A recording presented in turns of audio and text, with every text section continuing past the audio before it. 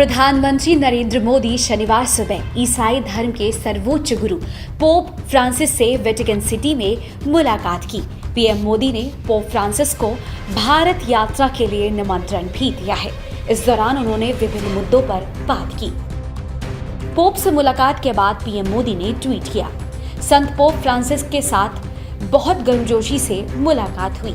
मुझे उनके साथ कई मुद्दों पर चर्चा करने का अवसर मिला और उन्हें भारत आने के लिए आमंत्रित भी किया।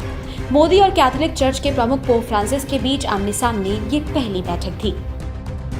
दोनों के बीच पर्यावरण, गरीबी हटाने और दुनिया को बेहतर बनाने को लेकर चर्चा हुई। पीएम मोदी और पोप के बीच 1 घंटे तक मुलाकात चली, जबकि मीटिंग का समय 20 मिनट ही तय किया गया था। बता दें, प्रधानमंत्री मोदी और उनके इतालवी समकक्ष मारियो ड्रैगी ने अपनी पहली व्यक्तिगत बैठक में जलवायु परिवर्तन से उत्पन्न चुनौतियों और अफगानिस्तान में स्थिति समेत अंतर्राष्ट्रीय समुदाय के साथ मिलकर काम करने की आवश्यकता पर चर्चा की। शुक्रवार को बैठक के दौरान मोदी ने भारत द्वारा किए गए परिवर्तनकारी जलवायु कार्यों और विकसित देशों की जलवायु वित्तपोषण प्रतिबद्धताओं के बारे में विकासशील देशों की चिंताओं पर प्रकाश डाला। G20 शिखर सम्मेलन से पहले रोम की अपनी यात्रा के पहले दिन प्रधानमंत्री मोदी ने यहां भारतीय प्रवासियों से मुलाकात की। शुक्रवार को प्रधानमंत्री ने इटली के विश्वविद्यालयों के कई इंडोलॉजिस्ट और संस्कृत विशेषज्ञों से मुलाकात कर उनसे बातचीत की। मोदी ने Italian configuration for Krishna consciousness के प्रतिनिधियों सहित विभिन्न संगठनों से भी मुलाकात की और उनसे बातचीत की। इसी के साथ प्रधानमंत्री मोदी ने यूरोपीय परिषद के अध्यक्ष चार्ल्स मिशेल और यूरोपीय आयोग के अध्यक्ष उर्सुला वॉन डेर लेयन से रोम में शुक्रवार को ही मुलाकात की थी। इस बैठक में उन्होंने धरती को बेहतर बनाने के लिए आर्थिक और लोगों के बीच परस्पर रिश्तों को मजबूत करने के तरीकों पर विचार विमर्श किया। इतना ही नहीं, पीएम ने रोम के पियाजा गांधी में महात्मा गांधी की प्रतिमा को पुष्पांजलि भी अर्पित की थी। इस प्राचीन शहर में पीएम मोदी जब वहां एकत्रित लोगों से मिले तो वहां कुछ महिलाओं ने मंत्रोच्चारण करके उनका स्वागत किया था। ये महिलाएं शिव तांडव स्तोत्र को पढ़ रही थी। इस दौरान पीएम मोदी हाथ जोड़े उन्हें ध्यान से सुनते रहे।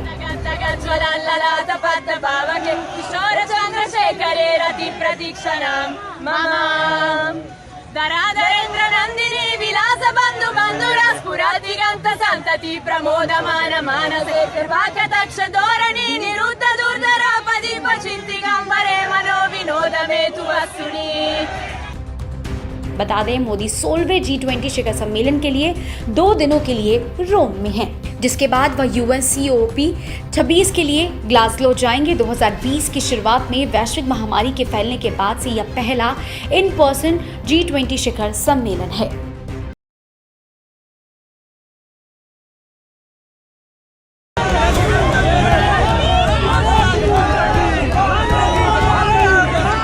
प्रधानमंत्री नरेंद्र मोदी G20 सम्मेलन में हिस्सा लेने के लिए शुक्रवार को रोम पहुंचे। पीएम ने रोम के पियाजा गांधी में महात्मा गांधी की प्रतिमा को पुष्पांजलि अर्पित की। इस प्राचीन शहर में पीएम मोदी जब वहां एकत्रित लोगों से मिले तो वहां कुछ महिलाओं ने मंत्रोच्चारण करके उनका स्वागत किया। ये महिलाएं शिव तांडव स्तोत्र को पढ़ रही थी। इस दौरान पीएम मोदी हाथ जोड़े उन्हें ध्यान से सुनते रहे।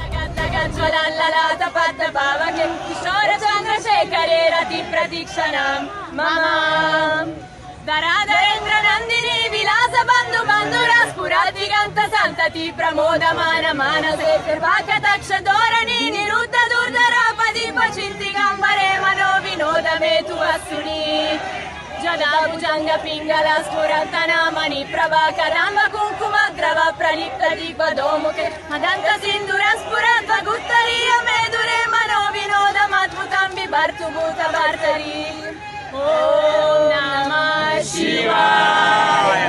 सदाशिवं भजाम्यहं सदाशिवं भजाम्यहं। ॐ नमः शिवाय। भारत माता की जय।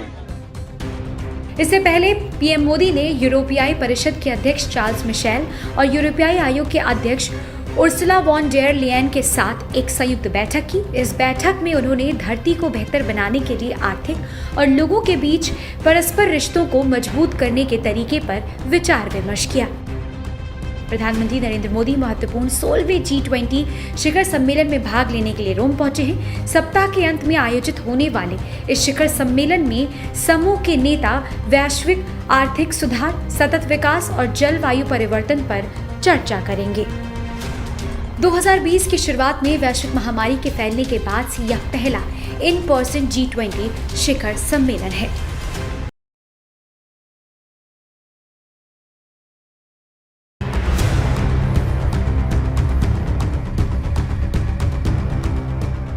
देश में अगले कुछ महीनों में कई राज्यों में चुनाव होने वाले हैं। ऐसे में चुनावी हलचल इन राज्यों में काफी तेज हो गई है। सभी पार्टियां एड़ी चोटी का जोर लगा रही हैं।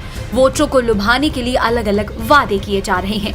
गोवा में भी अगले साल चुनाव होने हैं, जहां पश्चिम बंगाल की मुख्यमंत्री ममता बनर्जी पहले से ही गोवा में मौजूद हैं। अब शनिवार को कांग्रेस नेता राहुल गांधी भी गोवा पहुंचे हैं। राहुल गांधी पार्टी कार्यकर्ताओं और लोगों से मिलने के लिए गोवा में है। राहुल गांधी ने गोवा के विलसाओ में मछुआरा समुदाय के सदस्यों से बातचीत की, उनकी समस्याएं सुनी। राहुल गांधी ने इस दौरान कहा कि हमने छत्तीसगढ़ में चुनाव लड़ा और किसानों का कर्ज माफ करने का वादा किया और हमने किया। आप पंजाब, कर्नाटक में भी जाकर इसकी पुष्टि कर सकते हैं। हमारे घोषणा पत्र में जो कुछ भी जाता है वो गारंटी है, वादा नहीं। As a fisherman, our just president of Goa let me just say fishermen one or two talk. things. Let me say one or two things. Yeah. For example, we fought an election in Chhattisgarh. Yes, sir. We made a commitment in Chhattisgarh to the farmers that their loans will be waived. Yes, sir. We waived the loans in Chhattisgarh. You can go to Chhattisgarh, you can ask them exactly how much they pay for rice, whether their loans were waived. You can go to Punjab, you can ask the same question. You can go to Karnataka, you can ask the same question. So I am not here to waste your time. I'm not interested. Good man. Okay? I'm also not interested, one second, let me speak. I'm also not interested in wasting my time. Because just as your time is important, my time is important. Yeah. So that is why the commitments that we are going to make to you in our manifesto, they are not just commitments, they are guarantees. Okay? Please understand that clearly. What goes in our manifesto is a guarantee. It is not just a commitment. It is a guarantee that we are going to do. Rahul Gandhi देश में बढ़ते petrol diesel के दामों को लेकर सरकार पर निशाना साधने का कोई मौका नहीं छोड़ते और उन्होंने एक बार फिर ऐसा ही कुछ गोवा में भी किया। मछुआरों से संवाद करते वक्त उन्होंने कहा कि यूपीए गवर्नमेंट में प्रति बैरल के दाम $140 हो गए थे, लेकिन अब वही प्रति बैरल का दाम तब की तुलना में काफी कम है, लेकिन आपको पेट्रोल ज्यादा महंगा खरीदना पड़ता है। भारत में पेट्रोल पर पूरी दुनिया में सबसे ज्यादा टैक्स लगता है, तो आपको ये सवाल पूछना चाहिए कि आखिर ये पैसा जाता कहाँ है। Now, when the UPA government was in power, international petrol prices had reached $140 per barrel. Today, the price, petrol price and diesel price in the international market is much lower than when we are in power. But you pay much more for your petrol and diesel.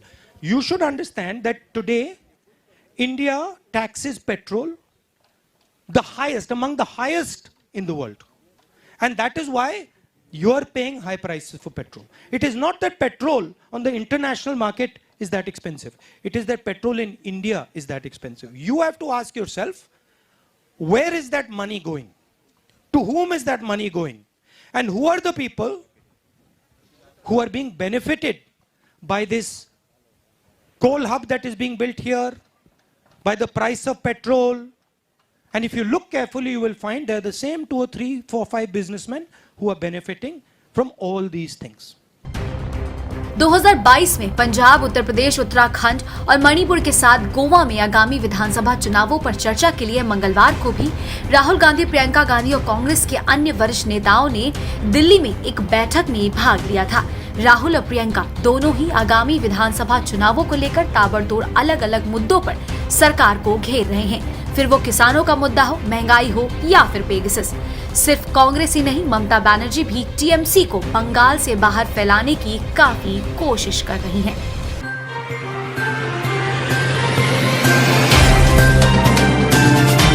Subscribe now and press the bell icon. Never miss an update.